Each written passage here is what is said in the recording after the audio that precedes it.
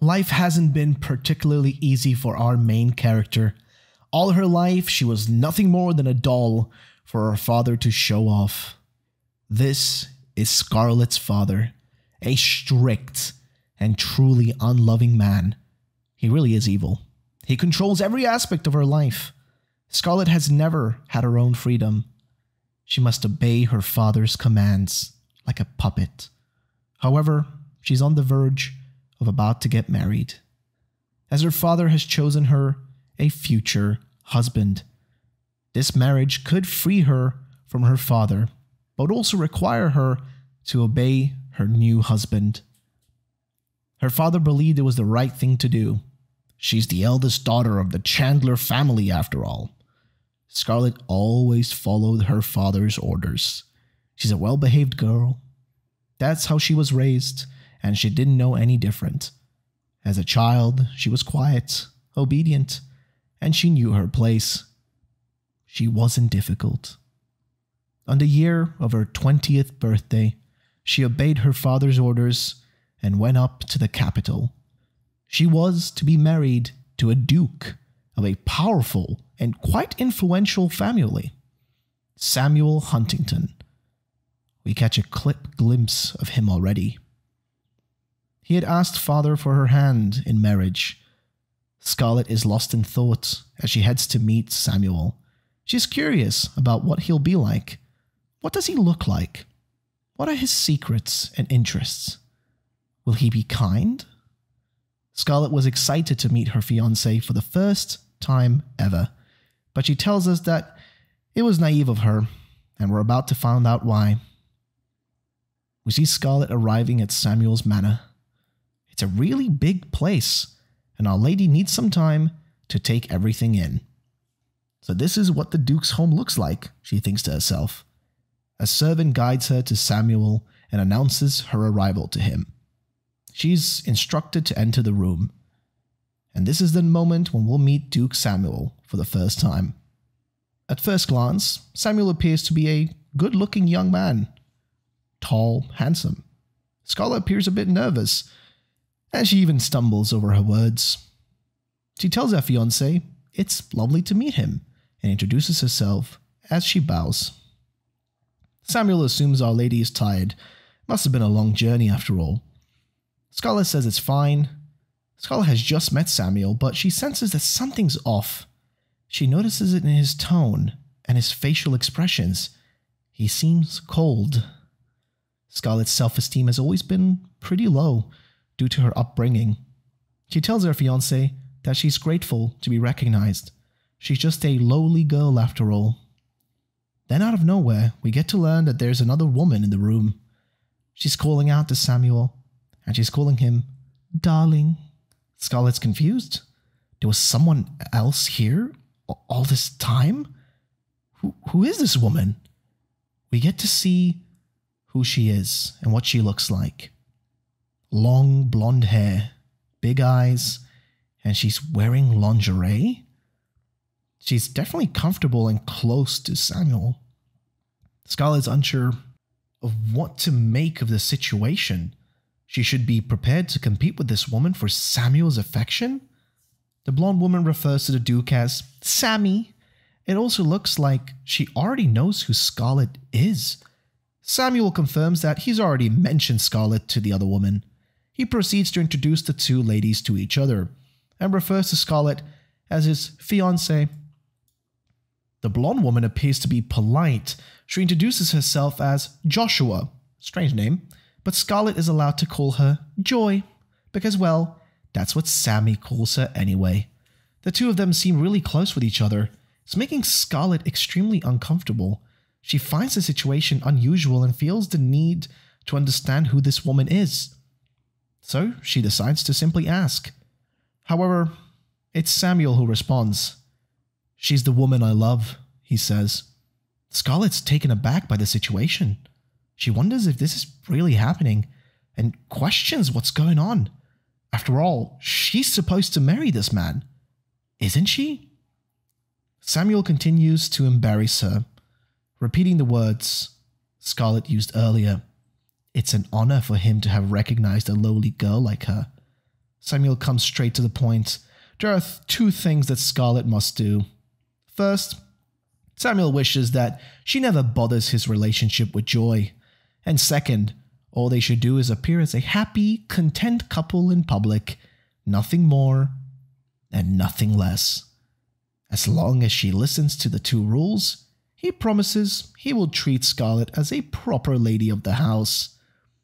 Samuel already assumes that she's going to be okay with all of this. She suddenly thinks about her father and recalls what he said. Right now, you must obey my commands as your father, but once you are married, you must obey your husband. This is what you must do as the eldest Chandler daughter. It's sad to see her complying with this. It looks like she's just a puppet. But in her eyes, she's only trying to be a dutiful daughter. Someone who's obedient to her husband and of course to her dad. And now she realizes that it's the exact reason why she was chosen to be Samuel's wife. Because she's obedient. We see Scarlett's wedding dress, and maids are gently brushing her hair. They're talking about the dress, saying how the white represents virtue and innocence. It looks like even the maids are not nice to Scarlett. They're mocking the style of the dress, calling it out of style. Yet perfectly for the lady. But it doesn't stop there. They even say her red hair can come off as promiscuous. Scarlett decides to just ignore it. She's tired.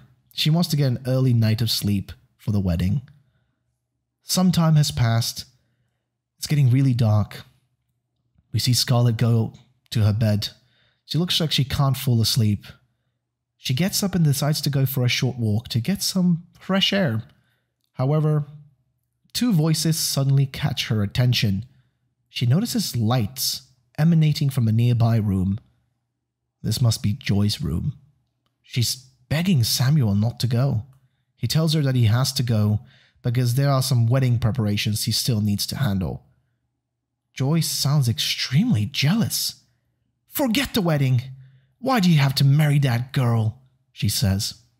Scarlett's curiosity gets the better of her. Of course, I mean, who wouldn't want to listen in?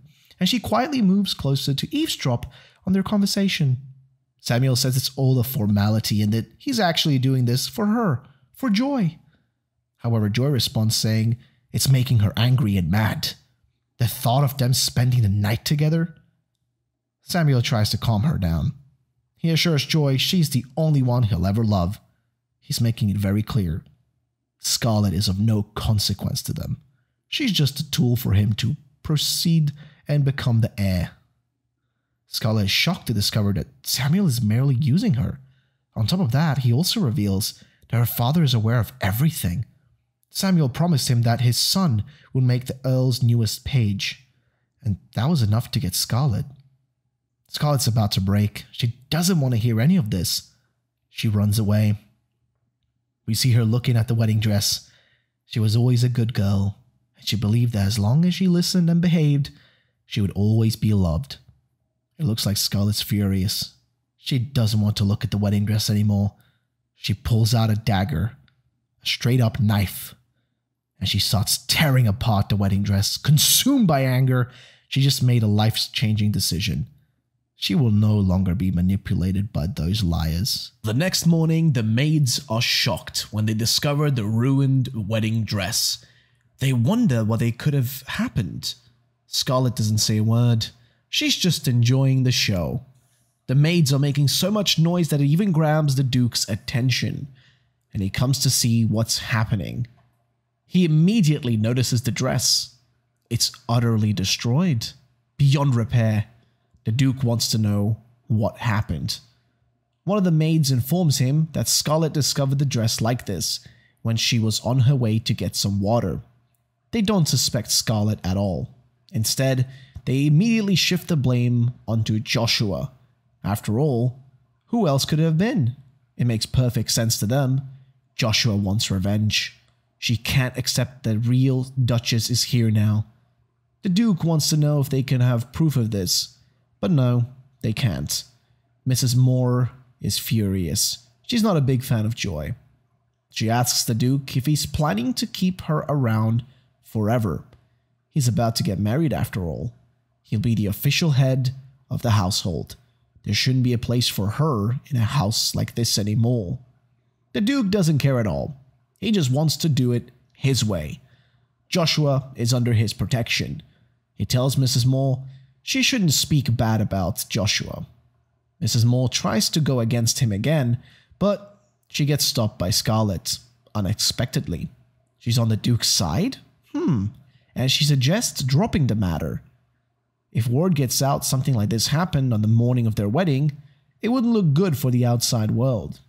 In fact, it would be embarrassing for the household. Scarlett says they should appear as a happily married couple. Appearance is everything after all. It's important for them to start things off on the right foot. The Duke seems pleased to hear those words. This is exactly what he wanted from Scarlett. Scarlett continues. She says she may be the daughter of a insignificant baron, but she still learned a lot from him about properly managing a deal. She lets her fiancé know that she understands the assignment. She had to honor 2 favors, and she'll do that. But in return, she would like to ask something back. Samuel's asking her what she has in mind. Scarlett responds, she wants a lover of her own. Ooh, girl's getting spicy. She basically wants her own private life, and the Duke actually agrees with it, but only on one condition. She can't get pregnant, and she must make sure that her life beyond his life stays far away from the public eye. Any scandal should be avoided. Well, Scarlett agrees with it. That seems settled. However, there is still one problem. What are they going to do with the wedding dress? She can't possibly wear that destroyed dress anymore. Thankfully, Scarlett had an extra dress set aside in case they held a reception, so she's just going to wear that one. Before the Duke goes, he makes sure that the maids promise they will never let anyone know what they saw in that room today. Today is an important day, and everything should go to plan. He orders the maids to go back to work. Scarlett has a big smirk on her face. She's not sad about the dress at all. It was just a small price to pay for such an extravagant ceremony. Especially when she's elevated her status and freedom while undermining the other girls. She's not going to play nice anymore. She refuses to let herself be treated like some cheap disposable object. Sometime later, Scarlett is wearing her new dress. She looks absolutely stunning with her hair up, and the dress fits her perfectly. Even one of the maids is complimenting her beautiful figure. Mrs. Moore, however, is not willing to compliment Our Lady. She still thinks Scarlett looks too gaudy. It's too much. She would rather see her with her hair down, but it doesn't bother Scarlett. She's not planning on changing her look. There's one last thing she does want to change though. She suggests to swap out the earring and the necklace for the paradox. Scarlett really does look beautiful. One of the maids is very impressed. She even calls her radiant. It looks like Scarlett is a bit more confident now. She's all ready to go. Samuel and Scarlett stand together, drawing the attention of everyone in the room. They do look beautiful, but nobody present is aware of the underlying situation. The wedding is quite impressive, with a lot of cake and champagne. After a while, it's time for Scarlett to change into another dress. To her surprise, there's a reception, and the maids assist her with the wardrobe change.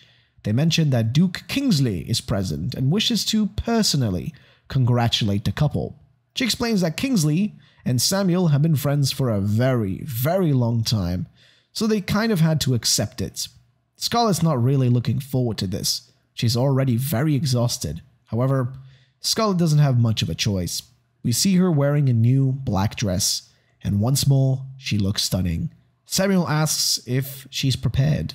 He notices the Duke, signaling that it's time to go say hello. But then, an unfortunate accident occurs. A woman accidentally drops her glass of wine, causing it to shatter on the floor. One of the glass shards hits Scarlett, causing her to bleed, and a piece gets lodged into her leg.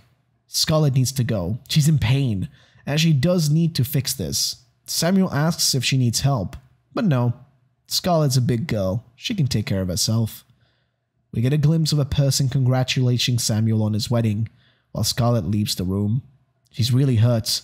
Walking is getting harder and harder by the minute. Is she going to faint? Oh no. A hand reaches out and grabs Scarlet. The person asks if she's okay. It's a young and handsome man who's come to Scarlet's aid. She doesn't recognize the man that just saved her, but he definitely looks to be of nobility. Scarlet says she's fine. She looks a bit shy. The stranger notices she's injured. She's limping after all. However, it looks like she doesn't want to accept his help. She says she can take care of it herself. But it looks like the stranger is not going to give up so easily. He kneels down and makes the remark that there's an actual piece of glass stuck in Scarlet's leg. It's dangerous to walk like that.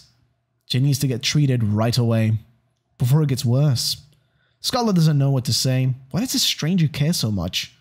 The unexpected happens. The stranger first excuses himself, and then lifts Scarlet up. What's happening? Who is this man?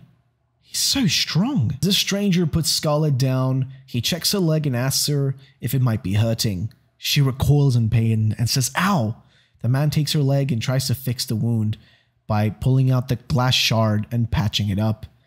He says this is just an emergency treatment, and he recommends her to have a doctor take a look at the wound. But Scarlet is more concerned about knowing who this man is, and what is his profession if he's carrying around a kit that can help her heal wounds. The man answers saying he's required to know basic first aid and have a kit on him as a knight. Now Scarlet gets it. The man in front of her is a royal knight. She thinks he has a pretty face for someone who wields swords. We see the handsome knight standing in front of her, glistening with beauty.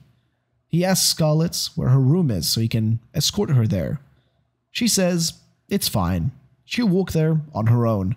But he's confused, as he thinks she might be in a lot of pain still. Scarlet replies saying that she can't have people seeing her in the arms of another man on her wedding day. The man responds saying that he understands, and Scarlet thanks him for his help. But she also asks for his name. He replies saying his name is Edmund Louis.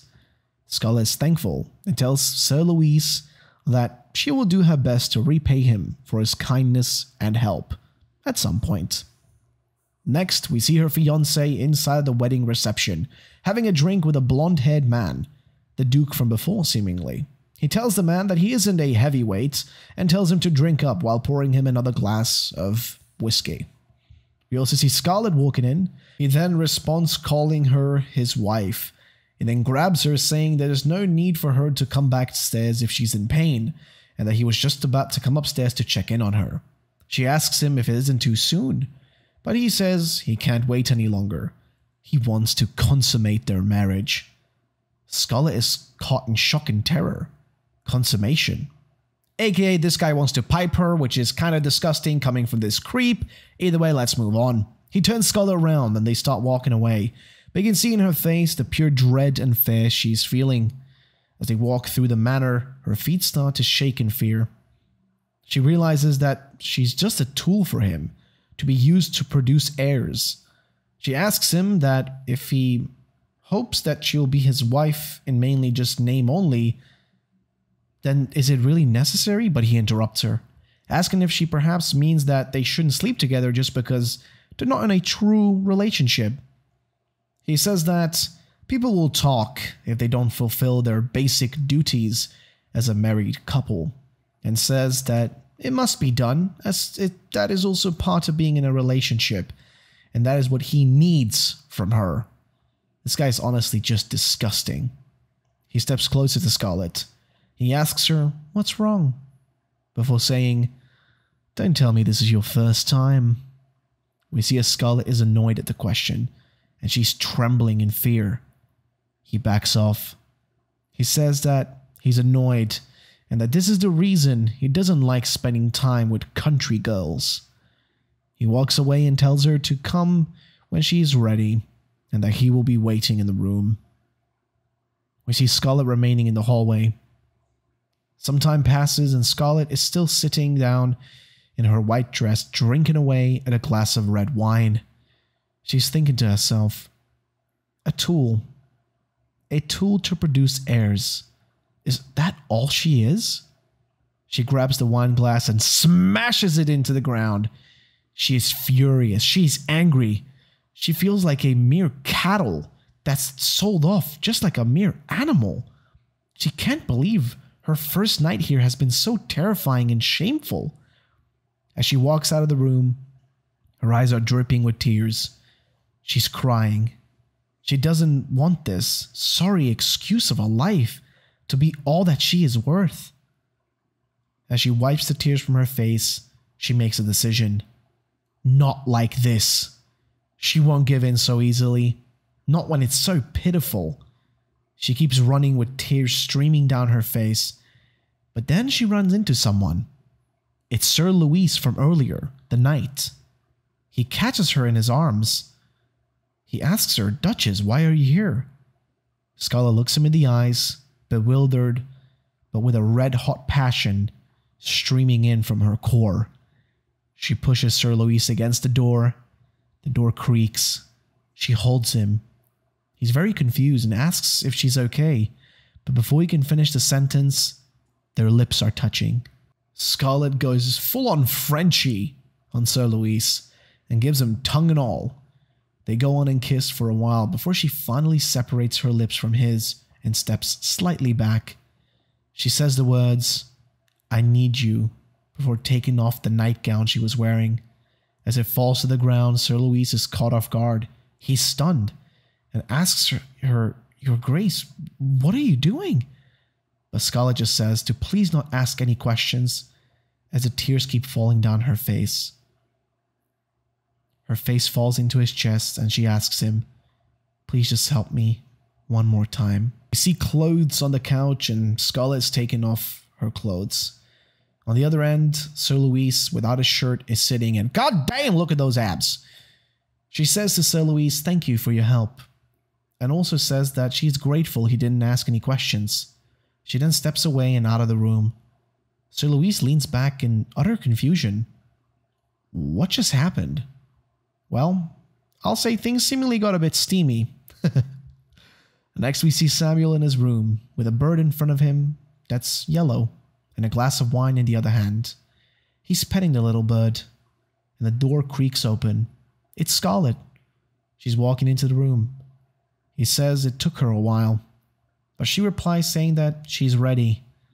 But what he doesn't know and what she's thinking to herself is that she would rather bear the child of the other man instead of his. She can't stand the idea of being this guy's tool for producing offspring, basically confirming that she slept with Sir Luis. But the Lord replies saying to forget about it. Samuel is too tired. He doesn't want to consummate their marriage anymore. He's no longer in the mood to be entertained. We witness as he grabs the little yellow bird he was petting earlier and decides to choke the life out of the poor thing. He squeezes it until its blood gushes and feathers all fall off. He holds it and we see his shadow like that of a monster. He says that murdering the bird will be good enough for the first night. That will make him happy and satisfy him. He tosses the bird away and said that Scarlet should stay in the room until tomorrow. Since he wants to go and see Joy, he doesn't want her to leave. The door creaks and slams to close, but Scarlet remains in the room. She's terrified and hopes that that's it for today's horrible events as she falls into the bed. She then thinks back and realizes that was her first time and it was with Sir Luis. She recalls the kissing and the love they made. She remembers him being gentle and that he didn't ask her any questions. She's thankful that he was her first. As her eyes close, she falls asleep. The next day, we see the castle walls and a river with boats. We see a girl asking if this is the boat that Floricia is famous for, and that it's older than she expected. However, the mother sitting next to her says that she should be careful. The girl's name is Erica, apparently. Erica says that the water is emerald colored. The mother says that the Tebeth family cleans it with magic. On the other end of the river, though, we see Scarlet with what seems to be her father. He asks her if she accomplished her main task for the first night. She replies saying yes. He asks if she was sure to not annoy Samuel, but she replies that she fulfilled her duties. He tells her that it is normal for a man of noble birth to have extramarital affairs and cheat on their significant others, and that she shouldn't be irritated by her husband over something so insignificant, according to him. This is the moment where Scarlett realizes her father knew this whole time? Her father knew of Joshua? She tells her father that he is seemingly very informed, considering his knowledge on the most intimate details of the Duke's life. The father replies saying that the Duke was seeking a tight-lipped servant and he offered him the services before for his friends, so now he wanted the same service since he was pretty much pleased with the suggestions previously given. So now he needed help with a spouse as well, so he gave him Scarlett. The father says that he told Samuel that Scarlett wouldn't bother him because she was a well-thought girl. Scarlett realizes even further that he knew everything. Her father knew all of this and still married her away anyways? She decides to ask her father if she could ask him a question. She says, "I never disobeyed you. I tried my best to be the perfect daughter that you wanted. But did you ever love me?" The father responds, "Love? Don't be so naive, Scarlett." He says it all with an evil grin and laugh coming from his voice. "I fed you. I clothed you. I raised you. You owe me a debt, girl. I've made you a duchess, which is far more than you deserve." He says that now it's time for him to reap what he sowed. He stands up with an evil and angry face, says that he will contact her again soon, and that she should take good care of the Duke in the meantime. He then steps off the boat and leaves. But Scarlett looks at him in pure disgust and anger. We see the castle of the Duke as Scarlett walks up the stairs. She's met by one of the butlers, who asks how come she's back so soon. She says to him, the butler named Lawrence, that, well, she has a few questions. She asks him how many of the helpers in the castle have been recommended by Baron Chandler. Lawrence, the butler, replies only 3 were recommended: Camilla, Maggie, and Abby. He wonders why she's asking for this information. She tells Lawrence that those 3 are leaking information about the family to Baron Chandler, and asks Lawrence if he knew this. Lawrence is caught off guard, saying, "No, my grace, I wasn't aware of that." But Scarlett's not playing games. She's furious. She says that the management in this household is a mess, and that she needs to fire all 3 of them. Lawrence replies he will do it right away, and they will inform the Duke about it as well. As Lawrence dashes away, we see Scarlett still standing in the room, thinking back at the words her father said earlier. Love. Don't be naive. Foolish words. All Scarlett can think to herself is that she will never, ever be used and manipulated for the sake of that word, nor will she have any false hopes planted in her heart about love. She squeezes her hat into her chest and thinks to herself, she will never let her guard down over such an act. We see the memory of her kissing Sir Louis before she yells out, never, she will never let such foolish thoughts make her lower her guard down again. Next, we see Sir Louis standing and staring into the ground when a man in blonde hair drinking wine asks him what has gotten into him today. He apologizes to His Highness, but the Lord tells him that he sent him to purposely seduce Huntington's new wife to find out the truth behind the Duke. However, the Lord asks Louis if he perhaps hasn't actually fallen in love with her while giving off a big smirk. Sir Louis is terrified and confused. He remembers the kiss and he recalls her trembling and crying the entire time they were together, even recalling her pushing him down into the couch. He recalls it almost seeming like she was going to crumble down any second. Sir Louis replies to the Lord saying that he's certain there is some sort of issue between the Duke and the new Duchess. He says that the Duchess seemed to be in great shock yesterday. The Lord ponders for a bit, but after a while, with a determined look, he says, "Is that so?" As we are left wondering what exactly this blonde-haired man has figured out. You fired all of Joshua's maids. It's Samuel, and he's asking Scarlett why she did that. She replies while having her hair braided by maids that someone told her father of his relationship with Joshua, and she was told he wanted tight-lipped servants, so she tells him that she may be the daughter of the Lord, but she is still part of his family now, and that means she's going to be doing things for his best interest. But we all know why our girl's doing this, don't we?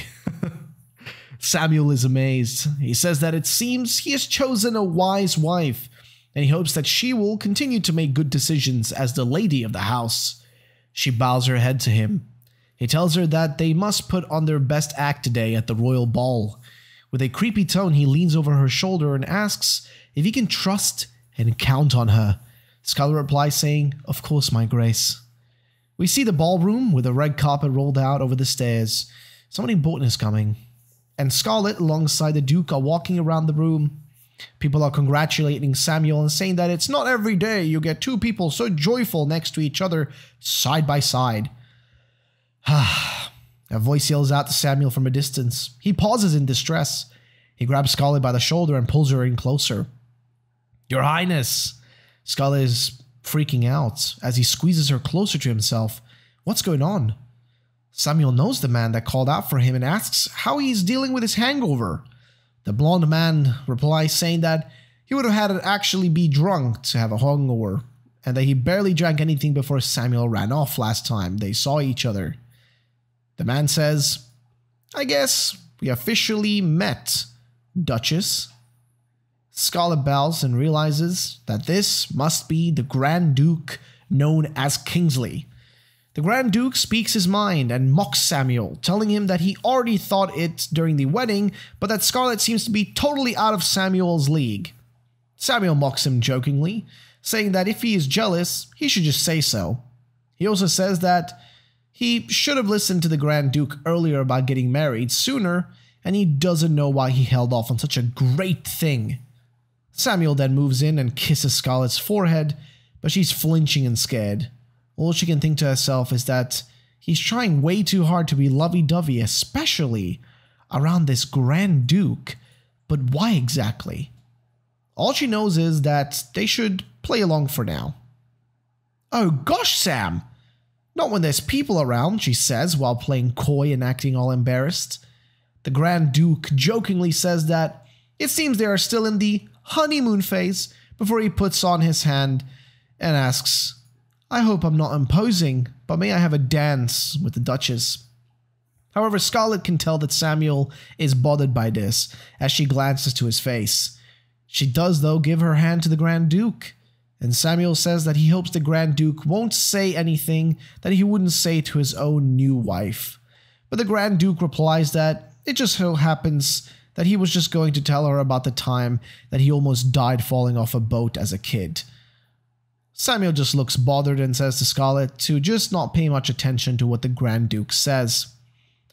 But all Scarlet can think about is that it seems he doesn't like the idea of her being together with or spending time with the Grand Duke. But it doesn't make sense. She heard that they were childhood friends, so why would they hold this strange animosity against each other? The cellos and violins play, and we see Scarlet is in the arms of the Grand Duke as they dance around the ballroom. Eventually, the Grand Duke moves in closer and asks her if she has ever seen the Florician Canal, the crown jewels of the city. Scarlet replies saying yes, she has, and that the Duke was kind enough to suggest she take her parents there as well. The Grand Duke mentions that he has heard about her father, the Baron, and that he works in trade. So he was curious about her thoughts on the canal. She tells him that she can understand why it's such a popular sight, and that the color of the water is manipulated using magic, which is why it's so beautiful. She thinks that if all the boats were given an update, it might make the whole experience next level. The boat? The Grand Duke asks in a questioning tone. He's intrigued and wonders what she means by update the boats. How did she have that in mind? Well, first, His Majesty has arrived! Scarlet gets interrupted. A bit scared too. Everyone is staring at the red carpet, and Scarlet as well as the Grand Duke both bow. It seems that His Majesty decided to come in person this year, However, most thought he wouldn't considering his poor health. It's most likely that he wants to be here because of the Grand Duke Kingsley himself, who is his younger brother after all. While Scarlet is bowing, we hear the Grand Duke once again. He's telling her that he would love to hear the rest of her thoughts on the canal, and that if she's interested, she should leave word with his guard over in the corner. As she glances over to the corner, the person she spots is none other than him. Yes, it's Sir Luis. As she looks at him, she's caught in pure anguish and fear. He whispers in Scarlet's ear, telling her that he will be waiting while he walks away. We see Scarlet's heart pumping faster and harder. She's in pure shock, but there's no time for that. She turns around and rushes out of the room and out to the balcony. She can't let her resolve waver. What happened with that man Luis was a one-time thing, and it was meaningless, so she shouldn't get caught up in her feelings. She lets out a deep breath and thinks about how she needs to figure out what's going on between her husband and the Grand Duke Kingsley, since it seems that the Duke's hiding something from him, and she's sure of it. She feels like she's making progress, gaining the Duke's trust, but it won't stop until she can break free from these strings that she has attached to her from him. She needs to find the Duke's weakness and use it to her advantage. And if the Grand Duke is next in line for the throne, then the current ruler, who is ill, has no heir of their own. So the Grand Duke is basically the crown prince, and if she can get this relationship with the Duke, then maybe, if she can break that, she can break anything. She will no longer be Samuel's little tool, and perhaps she can be fully independent. Scully hears steps behind her. It looks like it's Sir Luis. She asks him what it is and what he wants, but keeps reminding herself to stay cool and not panic. He excuses himself and says that she looked a bit unwell earlier. Scarlet knows that she can't let him see her weak like last time and decides to thank him for tending to her wound on her wedding day, and that she will send appropriate reward as thanks to his family. But Luis tells her that there's no need for that and instead wants to talk about that day. But Scarlet tells him that he shouldn't be expecting for a repeat of that evening, as that, in case that's what he assumed would happen. Sir Luis is caught off guard and feels ashamed. No, that is not the reason at all. He just wanted to... But Scarlet tells him, I had a good time. I guess it's true that city folk enjoy socializing with their bodies just as much as with their mouths. And that's a man's biggest weakness in a woman, which is when she has tears in her eyes. She tells him that it's too bad she gets tired of men who are easy to get before she walks away from him, telling him, please pass on the following message to the Grand Duke for me, and tell him that I would like to meet him separately somewhere without my husband present. I want to do it in secret. All Sir Luis can think of is that night when they made the sweet old lovin', before he replies, telling her he understands, and that he will let His Highness know once they have a set date for a meeting.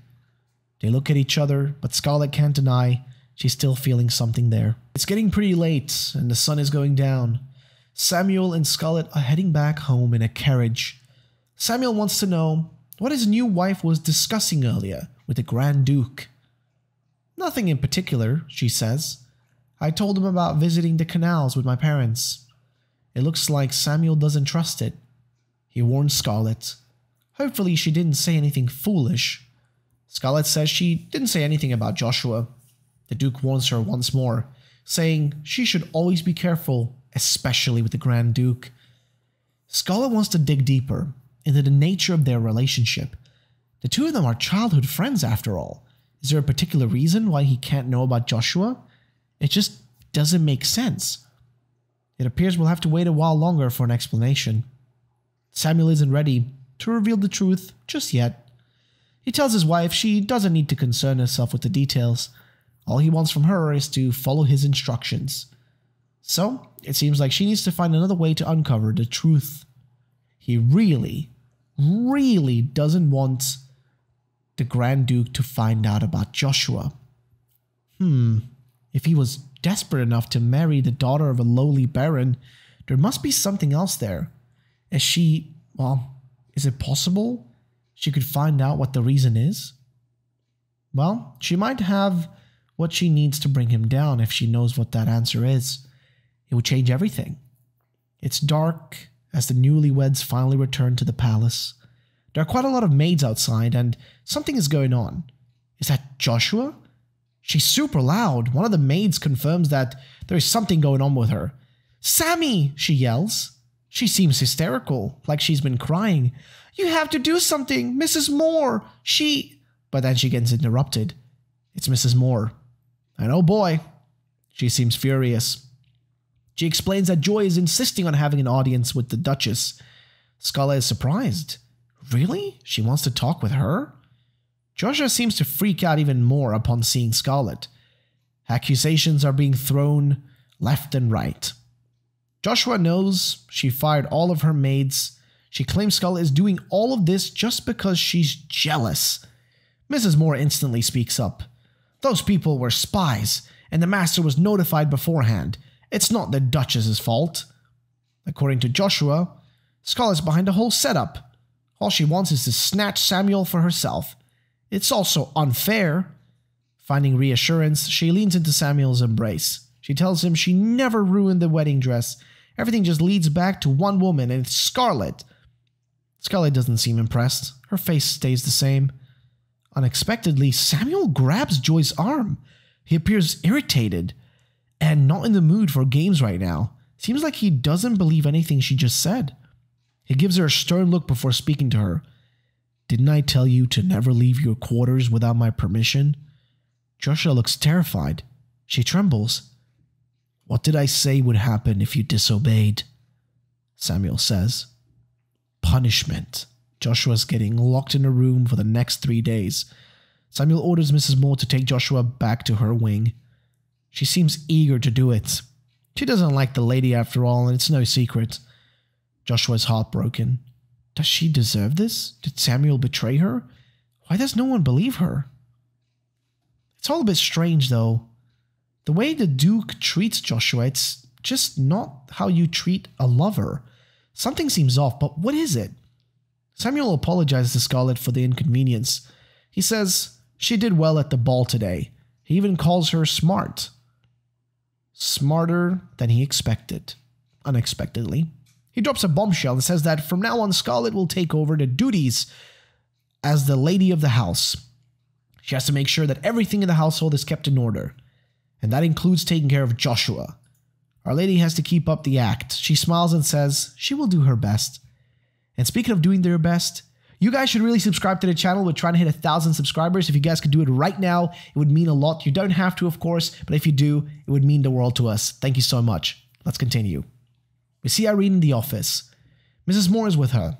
So, these are all the responsibilities for the lady of the house. Mrs. Moore explains that she had to manage them for a very long time. Since the master couldn't find a suitable wife, she's relieved that Scarlett's here now, so she can take over. Scarlett is straightforward. She asks Mrs. Moore about Joshua. Mrs. Moore explains she's a bastard child born in a poor village in the countryside. She lost her mother when she was 6 years old and became an orphan. Master Samuel was too soft-hearted to leave her on her own, so he brought her here. Mrs. Moore refuses to say a single positive word about the girl. Apparently, Joshua takes after her mother. She was flirting with the master soon as she was able to. Recently, they also began sleeping together. Scarlett wants to know why isn't she allowed to leave her room unless Samuel allows it. It's simple. The household simply doesn't want a girl like that running around, telling everyone of her relationship.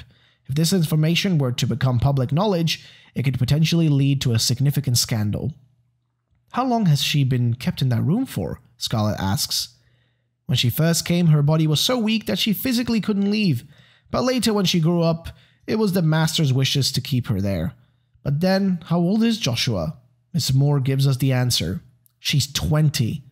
Just like Scarlett.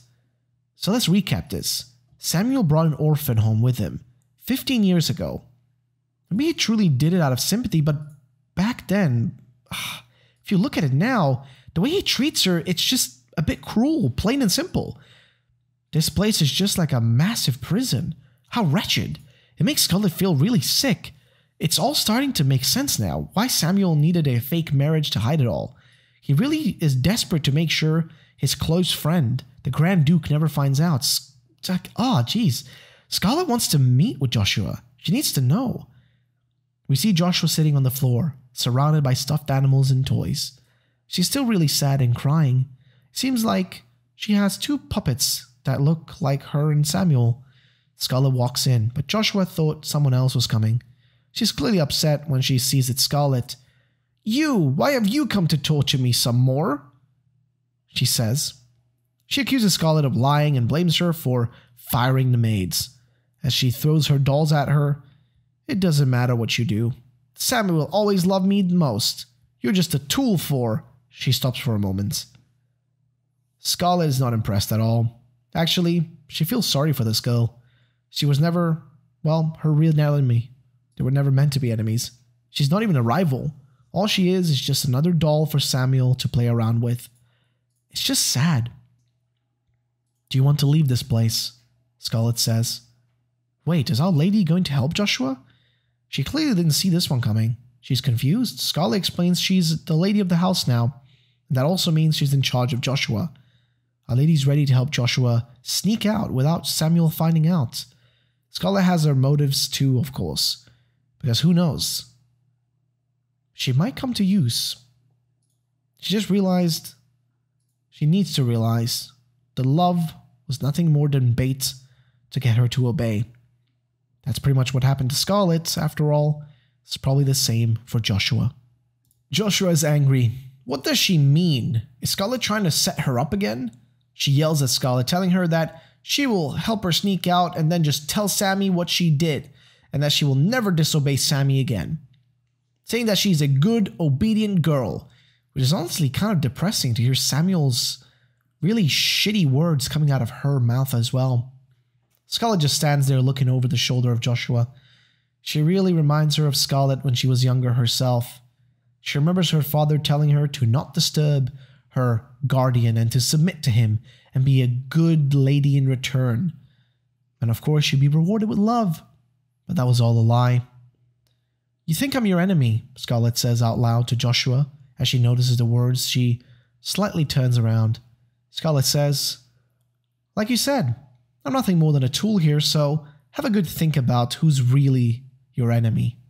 Scarlet turns around and decides to leave the room, and all Joshua can do is sit in the same place and keep thinking to herself about what just took place. It's a new morning, and women are chattering about in the gardens, talking about the latest word in town about the Duke and how he is totally smitten by Scarlet and that they are probably still in their honeymoon phase. All Scarlet can think about is about that night when Samuel didn't seek her out again, and she guesses that it's to be expected since she is his wife in name only. She hides her frustration under the headdress and thinks about the fact that, the less he's interested in her, the better. Finally, she lets out word and also a fake smile, telling the women that she is thankful her husband is so considerate. The ladies are all stunned and tell her that they are jealous since it's so hard to find an obedient wife that listens, especially considering his previous women. Scarlet's confused. She wonders what they mean by those words.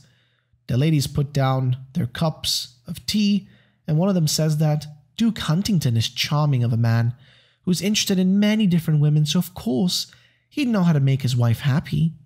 The woman who said that is Marilyn Tonkinville, the Emperor's current mistress.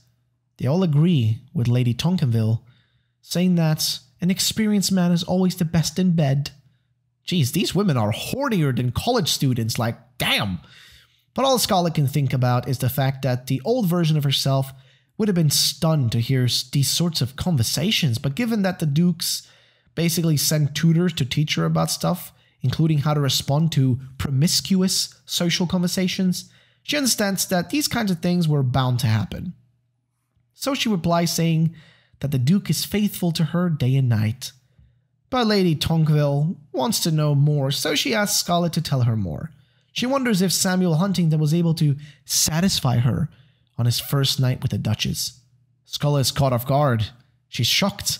Lady Tonqueville laughs and says in a joking manner that she only means it as a way to introduce her to someone else in case his performance is unsatisfactory to her.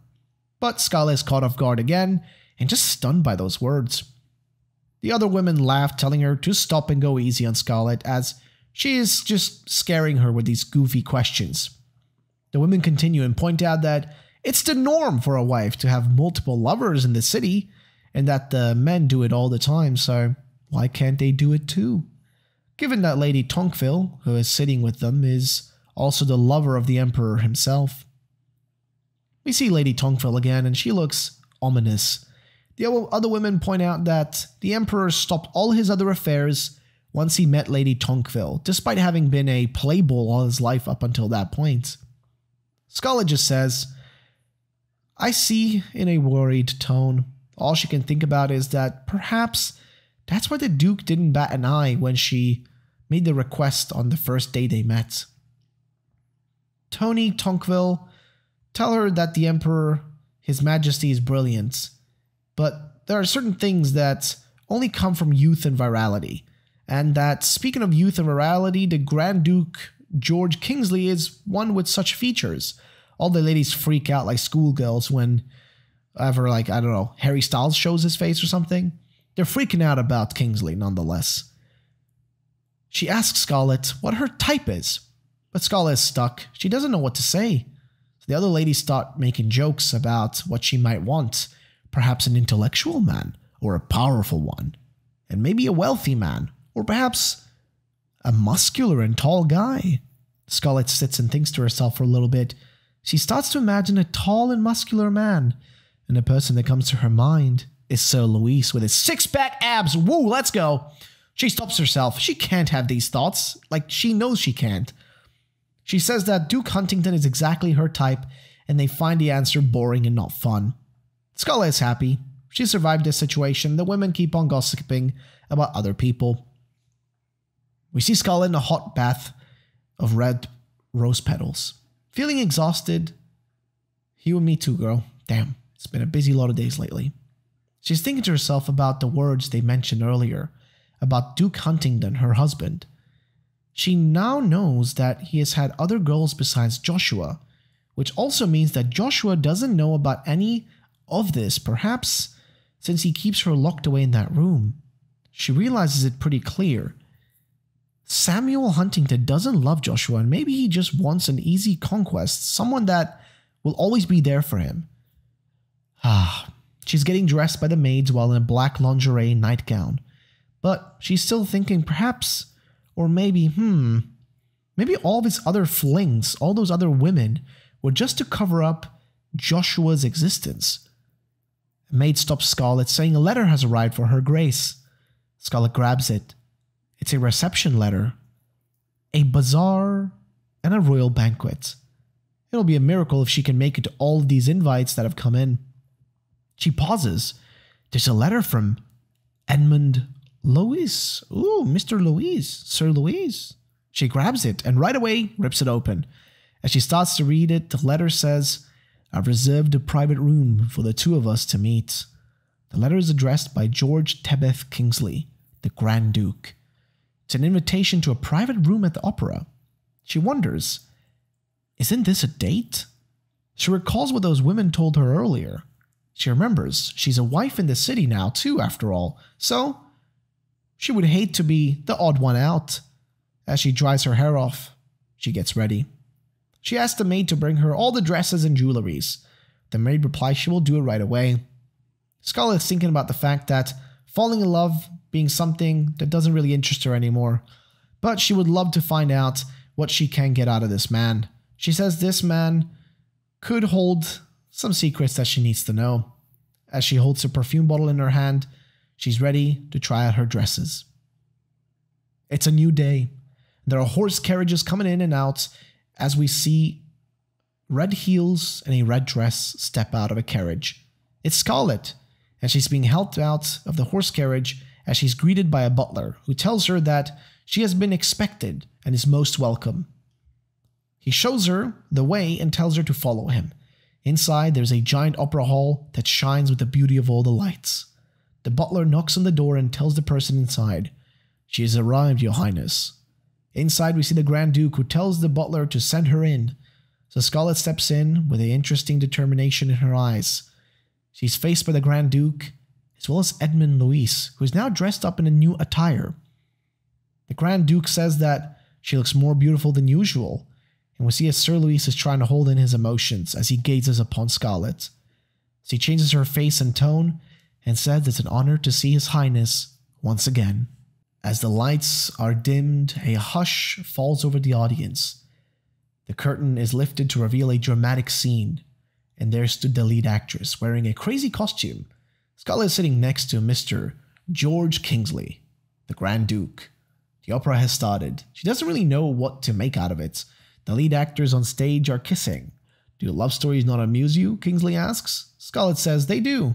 She thinks it's a beautiful story. We learn that this play is a story of the Red Dragon who gifted the first emperor with a spell.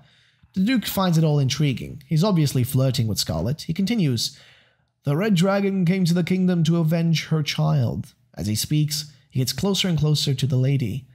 It also means that the Red Dragon already had her other half, but she ends up falling in love with someone else. Scarlet has a big grin on her face. Is George still talking about the play, or is he just talking about the two of them? Looks like it's the second option. Scarlet doesn't mind the flirting. She must have fallen for the blonde locks and the golden eyes. George starts to touch Scarlet's face and says, just as he fell for her fiery red hair. It's getting hot in here. Woo! Are they about to kiss? Nope. Not now. Not now, at least. Not for now. Scarlet almost forgets they're not totally alone. The Duke tells Sir Louis to wait outside, and he gets the message. Scarlet seems relieved. He reassures her they're alone now, because that's what she wanted, right? Our blonde boy asks why she wanted to meet up without Samuel around. To get to know my husband's closest friend, she responds. We learned that at one point, they were so close that George would have trusted Samuel with his life. At one point. What does that mean? What changed?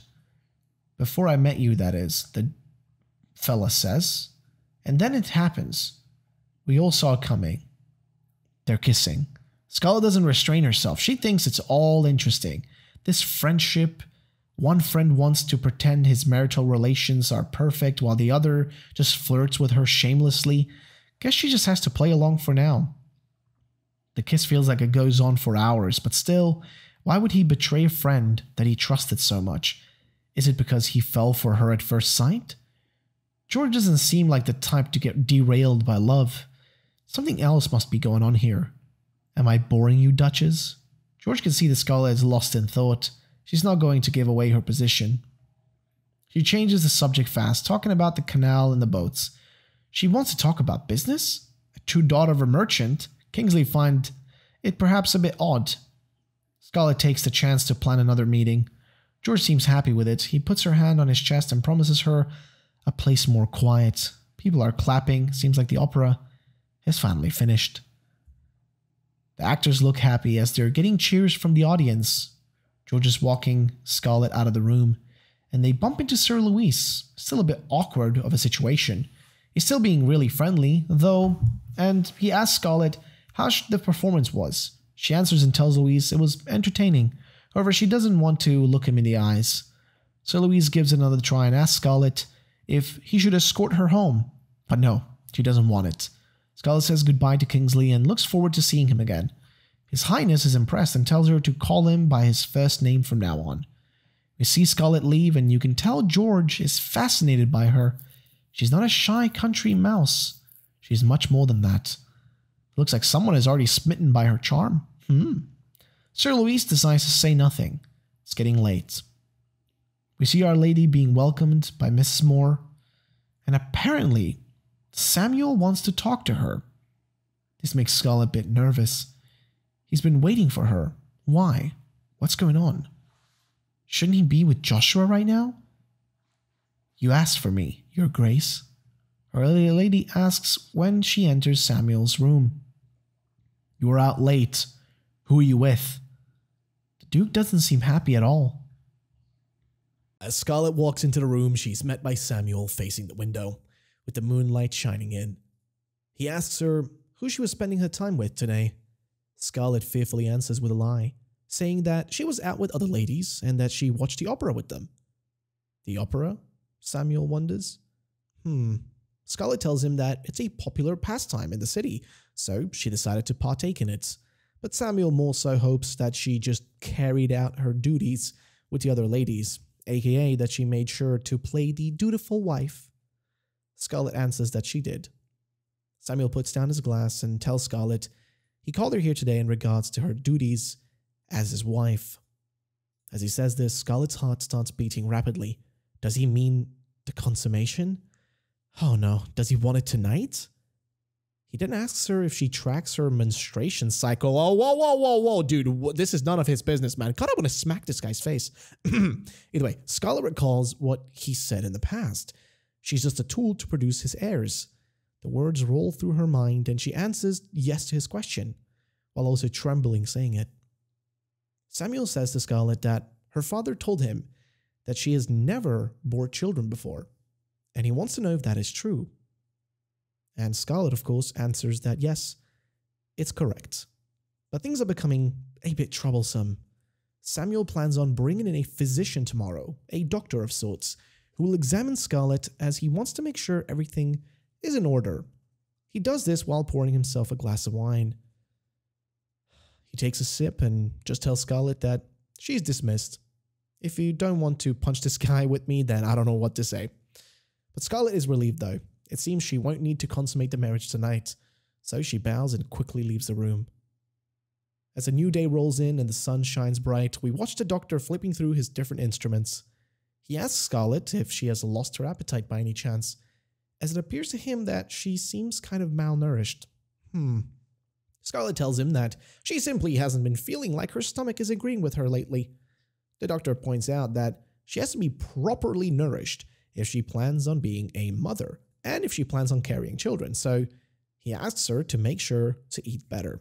Scarlett is once more relieved, and she simply agrees to tell him that she's going to eat more.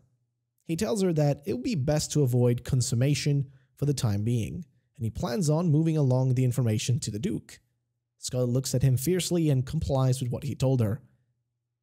However, after the doctor has left, finally, Scarlett can breathe a sigh of relief, as she thinks that perhaps she is off the hook for the time being.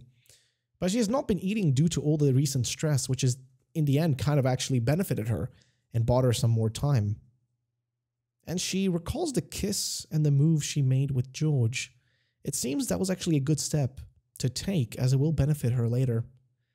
If Scarlett can utilize George, well, then she's sure to be able to find a way to escape this whole situation, and she needs to make sure to end this marriage before she bears Samuel's child. She must do it. All she needs is to identify Samuel's weakness, and of course use that against him. If she's able to find that, she could petition for a divorce. But even still, if she does succeed, Samuel and her father would never leave it at that, and they would still try to make her suffer. So she needs to make a plan which will ensure that she is safe in the end, before she figures out the whole part about, divorce. Like, she can't even consider divorce being a possibility just yet. For now, she will focus on something she can achieve on her own. Money. She needs to earn her own profit. Yes, girl, go get that dollar bill. We see a glistening jewelry and a lady thanking the attending guests for their donations to the bazaar, as the money will be used to aid the orphans in the city. We also see Scarlett walking around and laying her eyes on some jewelry. As she looks at a pair of earrings, she reaches for them, but a hand touches hers. On the other end of the hand is a girl who points out that it seems both of them have a good eye for pieces of jewelry. Scarlett, being very easygoing, just lets the woman named Lady Wistmiss take the aquamarine-looking earrings. But, well, Lady Wistmiss doesn't want to take it over Scarlett and says it would suit Scarlett much more. However, Scarlett tells her it's fine and that she was just browsing them and wasn't actually planning on making a purchase. However, with an ugly, bitchy grin on her smug face, Lady Wistmiss mocks Scarlett and says that perhaps she could purchase the aquamarine and give them to Scarlett as a gift, clearly mocking Scarlett, calling them a wedding gift. Scarlett doesn't let the anger or frustration show. She simply replies that she appreciates the gesture from Lady Westmiss, but no thank you, she doesn't need it. But Lady Westmiss keeps insisting while her friends keep laughing about in the back, just mocking her during this whole situation. But Scarlett has had enough. She says that she expected more from the ladies in the capital, but it appears that none of them are smart enough as she thought. Ooh, you go, girl. Lady Westmiss is still smiling and simply says, "Excuse me?" Scarlett goes on and roasts the shit out of her, pointing out that aquamarine is a horrible choice of a color, especially for a wedding gift, and not a single sensible person would ever choose it as such. It's widely believed that aquamarine can bring smooth sailing and protect a ship from a storm, but smooth sailing requires winds, which are notoriously fickle, and that's not something you want in a wedding. Lady Westmiss is left stunned and shocked. Scarlett asks her if she perhaps assumed that a lowly baron's daughter wouldn't know such information. But the lady freaks out, trying to hide her shame as she just got schooled by Scarlett. So Scarlett takes the opportunity to get an extra jab in and asks if perhaps she suggested it because she didn't even know the meaning behind the aquamarine. A loud clap can be heard. A woman walks in saying that perhaps Lady Westmiss just forgot. The lady that walks in is, of course, Merlin Tanquil, the mistress of the Emperor. She's trying to get Lady Westmiss out of the situation, so she tells her that, well, she simply may have forgotten, while clearly showing on her face that she didn't even know anything at all. Tanquil, however, says that now that the Duchess has told her the information, she will never forget it. And then she actually decides to buy the earrings herself. Behind her is a man named Sir Lanster. He actually says that he'll buy them for her, and she thanks him while pulling her hair back. Lady Tanquil grins while saying that she happens to love fickle winds. Lady Westmiss decides to excuse herself and run away with her tail tucked between her legs. On the other hand, Lady Tanquil grabs Scarlett and talks to her, telling her she shouldn't mind them, as they are simply jealous that she got to marry the most eligible bachelor in the capital. But all Scarlett can think about is the fact that she would gladly give that scumbag Samuel away to them if she could. Tanquil then tells her that she's curious about ships. Scarlett is distraught. What have you heard, she wonders. Tanquil tells her that they've recently hired new shipbuilders and she thinks they're planning on redesigning the canal boats. The builders are from Panthal. This catches Scarlett's attention. Tanquil goes on to point out that Panthal is a peninsula, which means that their shipbuilding industry is very good. Scarlett says she is now curious as to how these new boats will look. Tanquil doesn't know and doesn't really care. She just wants more privacy, and that's why she wants to have, special boats with secret places for dates. Apparently, last time Tanquil heard that they were looking for investors and that the boat building will take quite a bit of money to get the work done. We hear splashes in the water. We see a bridge and boats flowing through the city. Scarlett stands on the bridge, looking out at the river as the sun is slowly going down. As the boats below keep sailing through the slow stream, she's wondering, maybe if this project succeeds, that'll take care of her money issue. "Duchess!" someone yells out. The voice. Scarlett recognizes it. She turns around quickly to reveal that a familiar man stands behind her. It's Sir Louis. Sir Louis tells her that he was actually on his way to deliver a letter to her. Scarlett wonders, a letter for her? But why? She wonders if it's about the night they spent together, perhaps. She yells at him, "Who are you to send me a letter? We're practically strangers." Clearly she's a bit distraught, but come on, girl, we all know you like him. Sir Louis keeps his calm and points out the letter is actually on the behalf of the Grand Duke. Uh-oh, Scarlett made a mistake. She realizes it and, asks to be given the letter. But before he gives it to her, he turns around and starts looking at the river, asking Scarlett if she came here to look at it herself. He talks about the winds by the canal being very cold once the sun sets, so perhaps she should go home soon before it gets, too cold for her. But Scarlett is a strong lady, and she can take care of herself. He wonders if it's perhaps wrong of him to simply be caring about her health and safety. But she keeps trying to push him away, and tells him that he isn't someone who should even be caring about her or wondering what she's up to. And she wonders if he treats all his one-night stands like this, perhaps. She tells him that she is pursuing a relationship with his boss, and that it would be wise for Sir Louis to cease having any personal feelings for her. But Sir Louis isn't letting go, so he asks her, "Then why did you cry that night?" Scarlet remains quiet. "What?" she asks him, after being quiet for some time. Sir Louis tells her that she stole the Grand Duke's heart without shedding a single tear. As he recalls the kiss and love they shared, in his mind, he remembers the tears falling down her face. He wants to know why she cried that whole evening, almost like it was the first time anyone ever held her. Scarlet is shocked. She feels embarrassed. She says that she thought he might like a clumsy, innocent type of individual. Well, he says she definitely is clumsy indeed.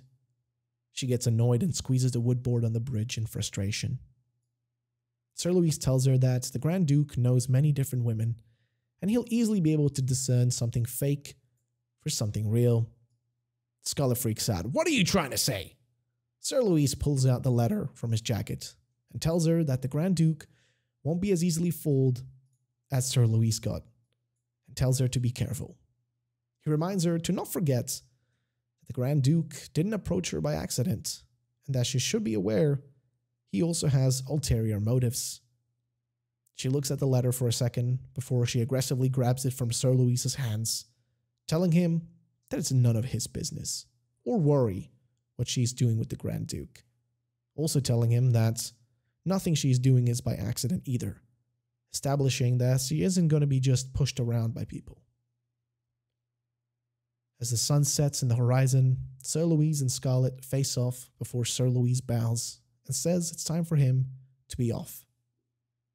He leaves. He steps away slowly, leaving Scarlet standing just with the letter in her hands. She looks down on it. Once she finally takes the time to open it, she reads, and it says that next week, Saturday, at 8 p.m., the Grand Duke will send a carriage to Rosella. She's wondering, even if he pursued her with ulterior motives, she still needs him right now, the Grand Duke. He has power, and she needs exactly that, but she also knows that power doesn't come for free. But the thing is, she also knows that clearly he needs something from her as well. Otherwise, he wouldn't even bother with her. There is still much she needs to prepare before she meets him again. We see Scarlet in a new location. She has an interesting new dress on her, looking pretty good. She's welcomed into the room by a strange man. His name is Puccini, and he is the Dizimard Merchant Group's general manager of the Tebeth branch. That's a mouthful, damn. But he thanks her for coming all the way to him. Scarlet replies that she's happy to be here and appreciates the man's tone. He tells her that, well, he's heard she was interested in the canal boat redesign and was wondering if the Huntington family was perhaps planning on investing money into the project. Scarlet tells the man that she wanted to make a decision after seeing the designs first. However, Puccini tells her that nothing will move forward until the investments come in first, and only then will things start to roll. But Scarlet fights back, telling him that it doesn't make sense for investors to put money in if they don't even know what the boats will look like. Puccini simply says that they're still in the process of drafting up ideas, but Scarlet interrupts him. And she tells him that she actually has a design idea of her own. He is shocked. "You do?" he asks her. Quickly, he tries to fumble around. She pokes at him, asking him nonchalantly if he would like to see the designs. Since Puccini's curiosity has piqued, he says of course he would like to see them. As Scarlet sips away on her tea, the man is shocked by the drawings. He's definitely interested in them, and says that if this were to succeed, they could make do for some good business. Scarlet is happy, it seems, because the man is interested, and her ticket to money may have opened. But he once again tells her that to get the ball truly rolling, they still need investment money. And more importantly, they need permission from the Princess Amaryllis, who's the owner of the canal, to even do it. With a smile and a happy face, The man starts asking her if perhaps the Huntington family would want to invest, but nope, Scarlett has no interest in investing money. She knows that if she uses the Duke's family money, the chance of Samuel keeping all of the profits is way too high. This project needs to be something that she does all on her own. She tells the man that once the design is finalized, she will find the investors herself. But Jeannie is super happy to hear this. Clearly this man only wants the sweet dollar bills. Scarlett asks him how long the designs will take to get confirmed. And Puccini tells her that he will call Matthias tomorrow and get things going right away. But he's still wondering about the Princess Amaryllis situation, as they need permission from her. Scarlett tells Puccini to not worry because our girl will handle it. She already has something in mind. What's this? We watch as Samuel is trying to give flowers to Joshua, but she's rejecting him, yelling at Samuel and telling him that she hates him and he never takes her side and they didn't even check in on her and even check if she was fine. Samuel tries to get her back on his side and telling her he brought flowers, so isn't she going to take them and be grateful? She grabs them reluctantly and asks where the flowers were from. He tells her there's a bunch of these that bloom around the canal in the city, so he thought he would pick some for her. Joshua looks sad, thinking about the flowers blooming. They look so beautiful.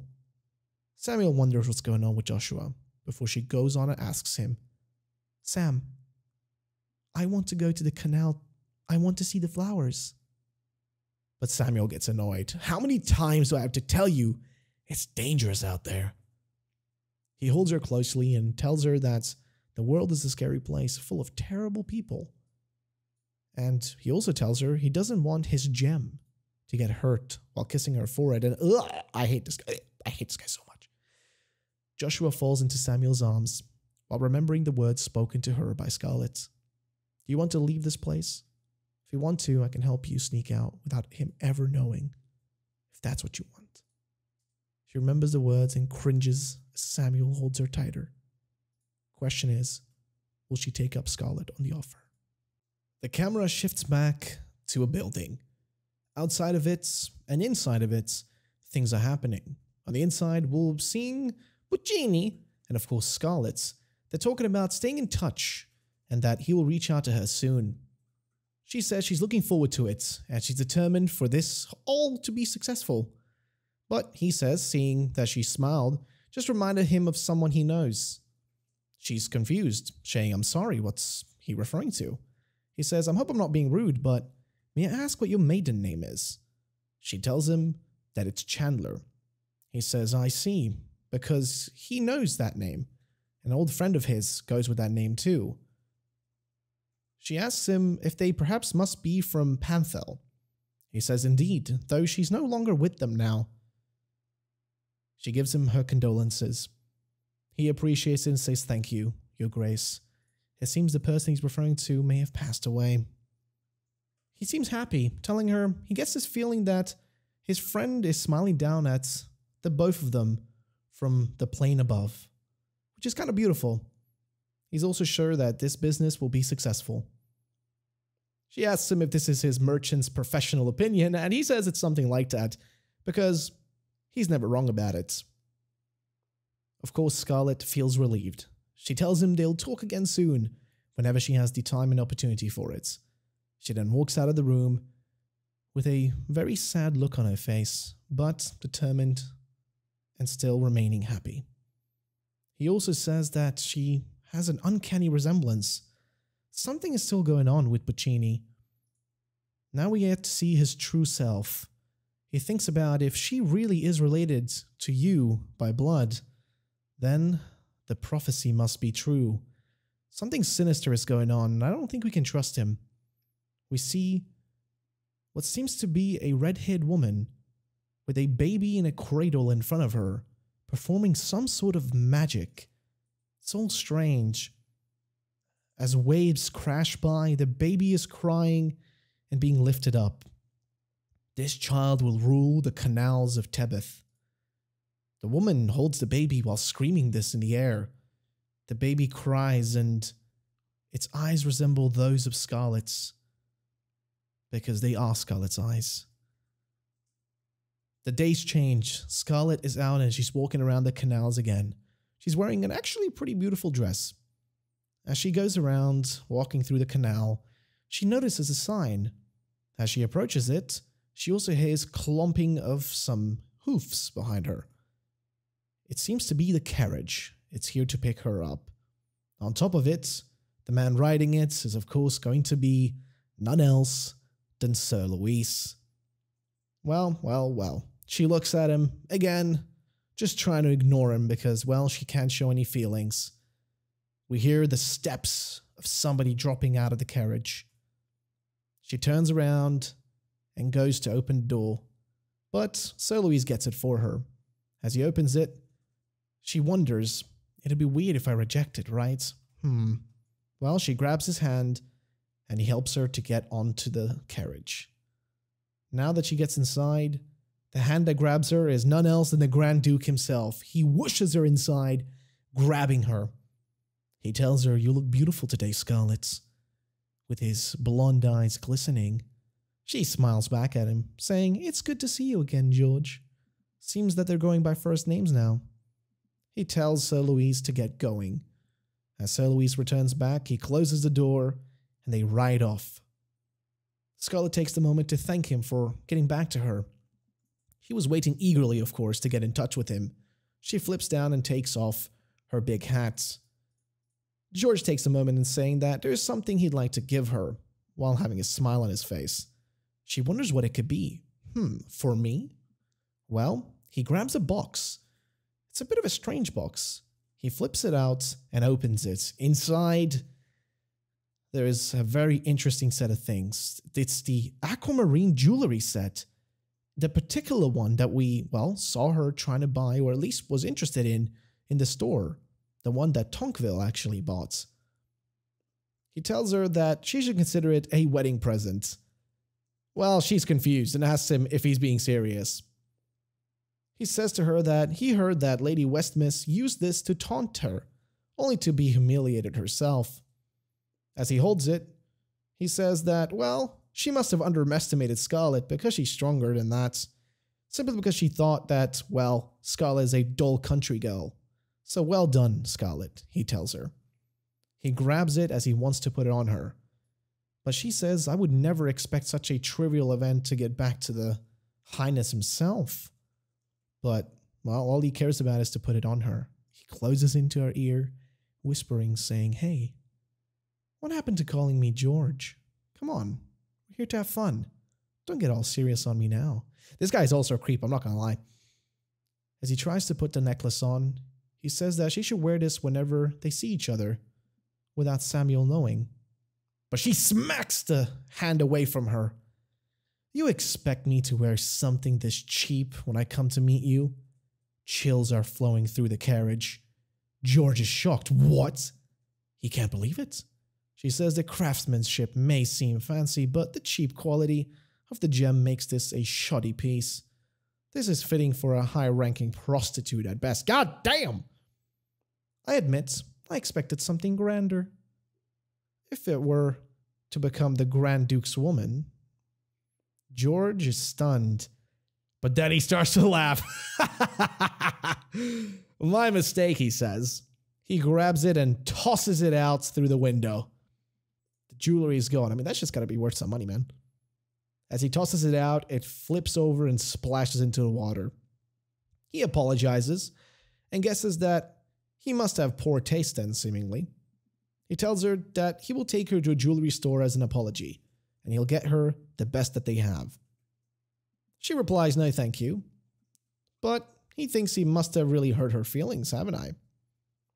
He wonders what he can do to make it up to her. As he closes into her face once again, he grabs her cheeks and goes in for a kiss. But no, Scarlett doesn't want it. All she can think about in her mind is that everything's ready. I just need to pull the trigger on the deal. She says, "There is something I want more than jewels." He wonders, something you want more than jewels? And what might that be?